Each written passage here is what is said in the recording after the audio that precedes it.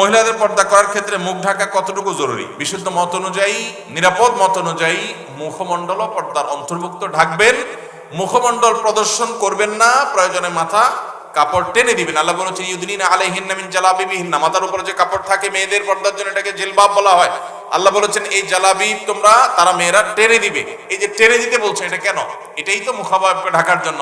আম্মাজান আয়েশা রাদিয়াল্লাহু তাআলা বলেছেন হজের সময় আমি যখন নবী সাল্লাল্লাহু আলাইহি ওয়াসাল্লামের সাথে হজ করেছি, সেই বছর আমি ইহরামরত অবস্থায় মেয়েদের জন্য মুখ উন্মুক্ত রাখতাম। যখনই কোনো পুরুষ চোখের এরিয়াতে চলে আসতো তখন আমি কাপড় টেনে দিতাম। এখান থেকে বোঝা যায় তারাও মেয়েদের চেহারার পর্দা করতেন। এটাই হলো অধিকতর বিশুদ্ধ এবং অধিকতর আপনার নিরাপদ মত। এজন্য বোনরা পর্দা যখন করবেন মুখমণ্ডলও ঢাকার চেষ্টা করবেন, সেটা হবে এই ক্লাসের পর্দা। যারা সেটা করতে পারছেন না, অন্তত শুরুটা করেছেন, অবশ্যই তাদেরকে আমরা অ্যাপ্রিসিয়েট করব।